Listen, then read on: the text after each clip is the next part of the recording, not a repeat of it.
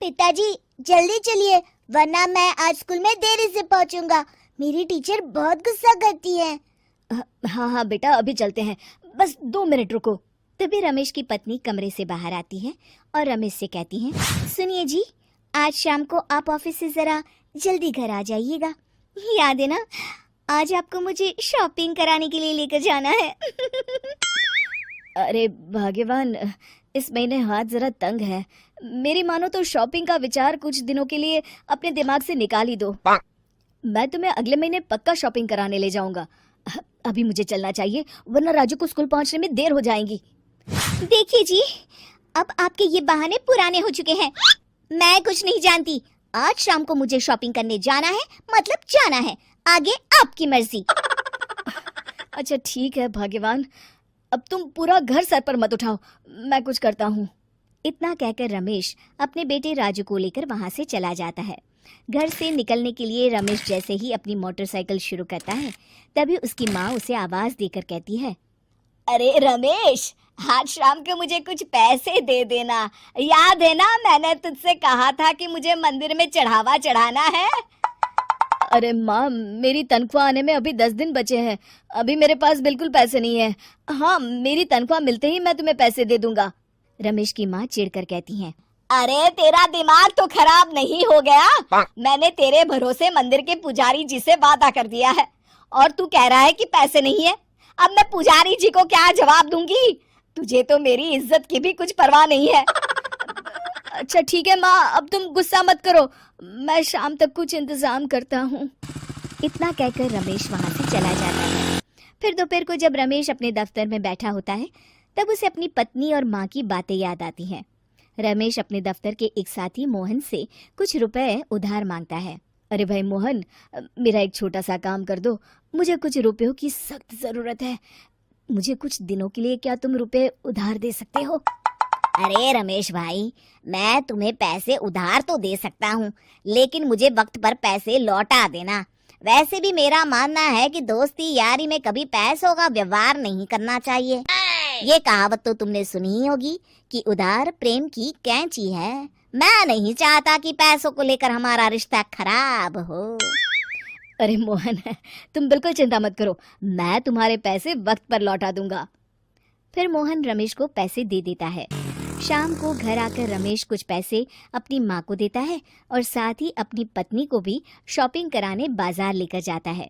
रमेश की पत्नी और उसकी माँ का स्वभाव जरूरत से ज्यादा खर्चीला होने के कारण दोनों हमेशा बेवजह पैसे खर्च करती हैं। फिर एक दिन, सुनिए जी, अगले हफ्ते हमने छुट्टियों में कहीं बाहर जाने का प्लान बनाया था। आपने पैसों का इंतजाम कर लिया ना? अरे अभी कहाँ, अभी तो मेरे पास बिल्कुल पैसे नहीं है। हम कभी और चले जाएंगे। देखिए जी, मैंने सभी सहेलियों से कह दिया है कि मैं बाहर घूमने जा रही हूँ। अगर मैं नहीं गई तो सब मुझ पर हंसेंगी। आप कहीं से भी पैसों का इंतजाम कीजिए जी। इतना कहकर रमेश की पत्नी वहां से चली जाती है। वहीं दूसरी तरफ रमेश की माँ भी तीर्थ यात्रा जाने की जिद करती है और रमेश से पैसे मांगती है। फिर अगले दिन रमेश एक सेठ से पैसे उधार लेकर अपनी पत्नी और बेटे को घुमाने ले जाता है और अपनी माँ को भी तीर्थ यात्रा पर भेज देता है। लेकिन जैसे ही रमेश अपनी छुट्टियां बिताकर वापस आता है, कर्जदार उसका जीना मुश्किल कर देते हैं। इतना ज्यादा कर्ज एक साथ अपने ऊपर देख रमेश काफी परेशान रहने लगता है। फिर एक दिन राजू की स्कूल की फीस वक्त पर न भर पाने के कारण रमेश को स्कूल में बुलाया जाता है। स्कूल के प्रिंसिपल साहब रमेश को सख्त हिदायत देते हैं कि अगर वक्त पर स्कूल की फीस नहीं भरी गई तो उनके बेटे का नाम स्कूल से काट दिया जाएगा। अपने बेटे की स्कूल की फीस भरने के लिए रमेश अपने दोस्त गिरधारी से कुछ पैसे उधार ले लेता है और स्कूल की फीस भर देता है। रमेश की माँ और उसकी पत्नी खर्चे और घर की जिम्मेदारी संभालते संभालते धीरे धीरे रमेश पूरी तरह कर्ज में डूब जाता है। और तभी एक दिन दफ्तर में काम करते समय रमेश की तबीयत अचानक बिगड़ जाती है और वो बेहोश होकर गिर पड़ता है। उसे जल्दी से पास के एक अस्पताल में भर्ती कराया जाता है। रमेश के घर वालों को ये बात पता चल जाती है तो वे सभी अस्पताल पहुंचते हैं। अस्पताल के डॉक्टर साहब उन्हें बताते हैं, देखिए, देर रात तक जागने और जरूरत से ज्यादा काम करने की वजह से इन्हें चक्कर आ गया था। बेहतर यही होगा कि इन्हें कुछ दिनों के लिए पूरी तरह आराम करने दिया जाए। रमेश की हालत देखकर उसके बेटे राजू को बहुत गुस्सा आता है और वो अपनी दादी और माँ से कहता है, माँ, दादी, मैं इतना छोटा हूँ, फिर भी मैं इतना समझता हूँ कि पिताजी दिन रात दफ्तर में काम करके पैसे कमाते हैं। पिताजी अकेला पूरा घर संभालते हैं और आप दोनों अपने फिजूल के खर्चों के लिए उन पर दबाव डालते रहते हैं।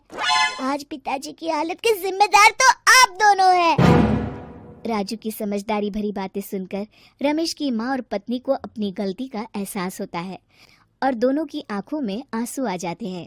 फिर कुछ दिनों के बाद रमेश की तबीयत एकदम अच्छी हो जाती है और वो पहले की तरह अपने काम पर जाने लगता है। रमेश की माँ और पत्नी अब उसे किसी प्रकार की कोई तकलीफ नहीं देते और ना ही उससे किसी चीज की मांग करते हैं। फिर देखते ही देखते रमेश अपने कर्ज के सारे पैसे चुका देता है। उसकी जिंदगी पहले की तरह अच्छी हो जाती है और वो अपने परिवार के साथ खुशी खुशी रहने लगता है। शिक्षा, हमारे रिश्ते एक तराजू की तरह होते हैं जिसकी दोनों ओर जिम्मेदारी और समझदारी का वजन बराबर होना चाहिए।